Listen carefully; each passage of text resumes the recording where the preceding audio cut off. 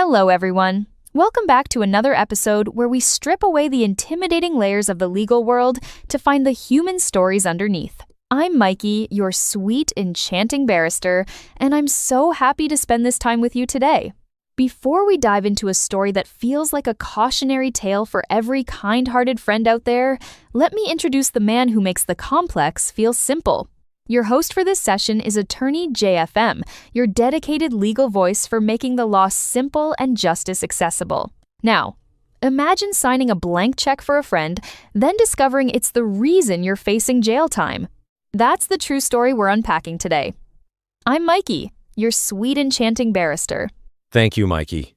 It's a pleasure to be here with you. Mikey just set the stage for a wild legal ride because today we're breaking down a Supreme Court case that shows how good intentions can land you in serious trouble. It's a story about what happens when you sign your name on a blank piece of paper to help a friend, only to have that same paper turn into a criminal charge that could take away your freedom.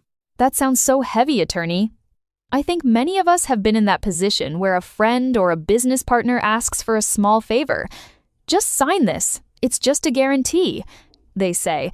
I still get chills thinking about it. If you've ever found yourself saying, I just want to help, listen up, we'll reveal how Eva's blank check favor turned into criminal charges. We'll pull apart the facts, explain how Batas Pambansa Bilang 22 works, and debate whether the law really delivers justice here. Plus, we'll give you 3 critical lessons to keep your wallet and freedom safe. Let's start with Eva, Ben, and Luis, and the moment a friendship turned into a legal time bomb. So, Ben needs lumber for his business, but Luis, the hardware owner, won't sell on credit unless he gets post-dated checks. Ben doesn't have a checking account, so he calls Eva. Eva steps in, signs 3 blank checks for Ben, trusting he'll pay Luis in cash after reselling the goods. She thinks the checks are just a guarantee, nothing more. But things unravel quickly. Ben disappears. Luis, desperate for payment, deposits those checks only to have all 3 bounce with account closed. Eva only had 100 pesos left. Sounds like a dilemma to Eva, attorney. At that point, Luis holds Eva responsible. When Ben ghosts everyone, Luis goes after Eva for the full amount. And then, the criminal charges get filed under the bouncing checks law. That brings us to the central question. Is Eva a criminal or just incredibly unlucky? If I'm Luis, I'd be furious.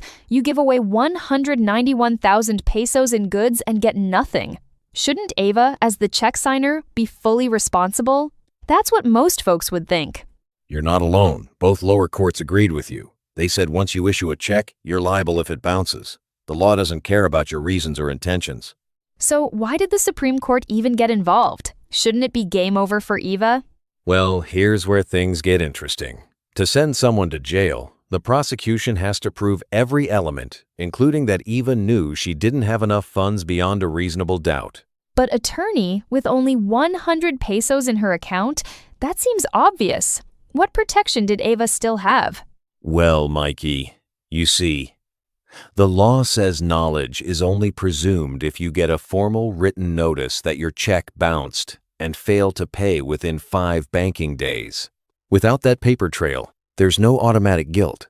That's how our law works. It has a procedure one must follow. So, attorney, when the case hit the Supreme Court, what sealed Eva's fate? Was it really just missing paperwork? Exactly, Mikey. Luis claimed he sent demand letters, but never formally proved Eva got them. The court couldn't consider those letters, since they weren't properly offered as evidence. So a simple paperwork slip meant the prosecution couldn't use the legal presumption of knowledge. Eva walks, right? Right, at least on the criminal side. The Supreme Court acquitted her because no one proved she got written notice. The law's process protected her from jail time. Oh, I see. But Attorney JFM, did Luis lost his money? Or did he? You know, it almost feels like Eva got off easy. But what about the cash? Does she walk away without paying Luis at all? Not quite, Mikey. Not quite. The court said Eva is still civilly liable. A check is proof of debt, so she was ordered to pay the full amount over 209,000 pesos, plus 12% interest per year. That's a massive penalty for someone who did not actually benefited. If the case dragged on for more than a decade, the interest alone might be bigger than the original debt. Yes, Mikey, it's a pretty harsh outcome. No jail, but the financial consequences were severe, and Eva learned the hard way that a blank check is a legally binding promise. And maybe a lesson for anyone tempted to help out a friend without thinking through the risks. So here's what every listener should remember. First, signing a check for someone makes you legally and financially responsible, no matter your intention. Second, business owners, if you're chasing a bounced check, always send your demand letters by registered mail and keep those receipts. It's your ticket to a solid case. Third, don't treat the law as a formality. It's often the missing details, the paperwork, the notices that decide whether you win or lose. If you find yourself caught in a similar mess, act fast. Consult a lawyer before things spiral. One meeting could save you years of stress and a mountain of interest. We hope this episode touched your heart and maybe saved you from a bad decision. Tell us, have you ever been burned by a handshake deal or a favor gone wrong? Share your stories and help others avoid the same fate. Once again, I'm Mikey, and with me is Attorney JFM. Thanks for joining us as we demystified the law, one blank check at a time. Stay curious, stay careful, and we'll catch you on the next case file. Bye.